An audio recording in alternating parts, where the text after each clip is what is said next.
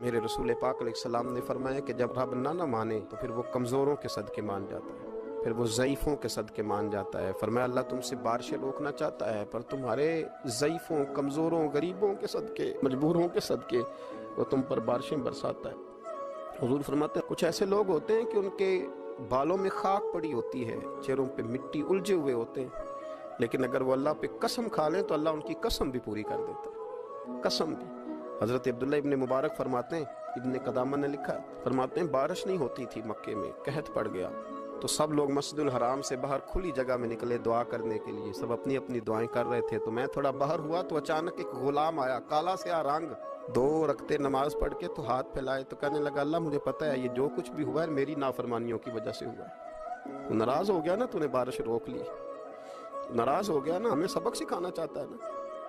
یہ کسی اور کی وجہ سے نہیں، یہ صرف میری نافرمانیوں کی وجہ سے ہوا۔ اللہ رحم فرما، تیرے بندے تھوڑی سی بھی سختی برداشت کرنے کی طاقت نہیں رکھتے، کمزور ہیں، ڈر جاتے، غلام ہے، دعائیں مانگ رہا ہے۔ حضرت عبداللہ ابن مبارک فرماتے ہیں اس نے چہرے پہ ہاتھ پھیرے تو کالی گھٹائیں چھا گئی، بارش ہونے لگی، میں اس کے پیچھے گیا، اس کا گھر ڈھونڈ آیا، تعاقب کیا، پیچھا کیا، گھر میں نے تلاش کر لی، اور گھر کو تلاش کر کے جب میں واپس آیا تو میں نے حضرت فضیل بن عیاض سے ذکر کیا تو کہنے لگے کسی طریقے سے اسے حاصل کرو۔ فرماتے ہیں میں اس کے گھر گیا، اس کے مالک نے مجھے دیکھا تو کہا عبداللہ ابن مبارک میرے گھر، اتنے بڑے ولی، اتنے بڑے درویش، اتنے بڑے محدث۔ میں نے کہا تیرا غلام چاہیے، اس نے کئی غلام دکھائے، میں نے کہا نہیں یہ نہیں، اس نے کہا یہ بڑے بڑے اچھے ہیں، کوئی سے بھی آپ لے لیں، خرید لیں، میں نے کہا نہیں۔ پھر وہ لاغر صاحب، وہ کمزور صاحب، وہ ضعیف سا نکل کر کے آیا، میں نے کہا یہ مجھے دے دو، تو کہنے لگا یہ تو بیچارہ بے ضرر سا آدمی ہے، کیا لے کے کریں گے؟ میں نے کہا نہیں مجھے یہی چاہیے۔ میں اس کو ساتھ لے کے چلا تو راستے میں پوچھنے لگا آقا میرے اندر تو کوئی ایسی بات نہیں تھی، مجھے کیوں خریدا؟ آپ مجھ سے کیا خدمت لیں گے؟ تو عبداللہ ابن مبارک فرمانے لگے میں نے کہا کوئی خدمت بھی نہیں لوں گا، میں تو خود تیری خدمت کروں گا، میں تیرا بیاہ کراؤں گا، تیرے لیے مکان بناؤں گا، میں تیری خدمت کروں گا،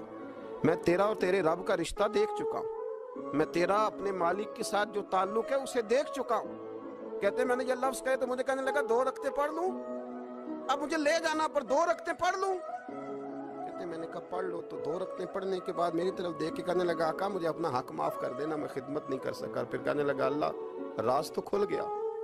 اے اللہ راز تو کھل گیا، اللہ تیرا میرا معاملہ تھا، راز تو کھل گیا، راز تو کھل گیا، اللہ راز تو کھل گیا۔ یہ لفظ کہتے کہتے اس شخص نے کلمہ پڑھا اور اس کی روح پرواز کر دی۔ تو کبھی ان کمزوروں کے ذریعے بھی اللہ کو منایا جا سکتا ہے، تو رب کو منانے کی کوشش کریں، اس کے حضور عجز کی